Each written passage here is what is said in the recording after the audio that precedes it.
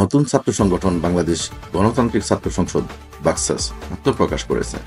শিক্ষা, ঐক্য, মুক্তি স্লোগানকে সামনে রেখে বৈষম্য বিরোধী ছাত্র আন্দোলনের সম্মুখ সারি সমন্বয়কদের উদ্যোগে গঠিত এই সংগঠনটি আত্মপ্রকাশের পরপরই বিতর্কের মুখে পড়ে।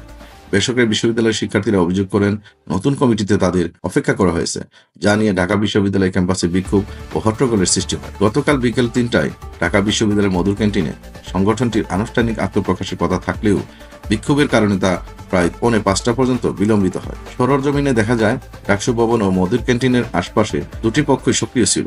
এক পক্ষকে বাকের জাহেদের নেতৃত্বে নতুন সংগঠনের সমর্থকরা স্লোগান দেন, অন্যদিকে বেসরকারি বিশ্ববিদ্যালয়ের শিক্ষার্থীরা নতুন কমিটির বিরুদ্ধে প্রতিবাদ জানান।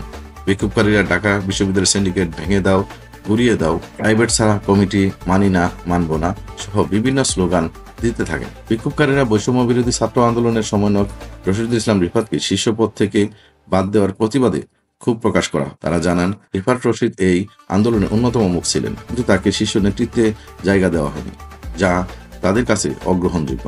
আন্দোলনরত শিক্ষার্থীদের একজন ঢাকা কলেজের ইন্টারমিডিয়েট শিক্ষার্থী নাহিদ হক বলেন, যখন 6 সমন্বয়ক ডিবির হেফাজতে ছিল, তখনও রিফাত ভাই কোটি টাকার প্রলোভন উপেক্ষা করে আন্দোলন চালিয়ে গেছেন। এখন তাকে বাদ দেওয়া হচ্ছে, যা আমরা মেনে নেব না। বিক্ষোভ চলাকালীন দুই পক্ষের মধ্যে উত্তেজনা চরমে পৌঁছায় এবং এক পর্যায়ে হাতাহাতি শুরু হয়।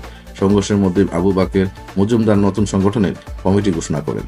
এই ঘটনায় অন্তত 3 জন আহত হন। সংগঠনের কেন্দ্রীয় আহ্বায়ক হিসেবে দায়িত্ব পেয়েছেন আবু বাকের মজুমদার, সদস্য সচিব হয়েছেন জাহিদ আহসান, মুখ্য সংগঠক তাহমিদ আল মুদাসির চৌধুরী এবং মুখপাত্র আশরেফা খাতুন। যুগ্ম আহ্বায়ক হয়েছেন তৌহিদ মোহাম্মদ সিয়াম, সিনিয়র যুগ্ম সদস্য সচিব হয়েছেন রশিদুল ইসলাম রিফাত।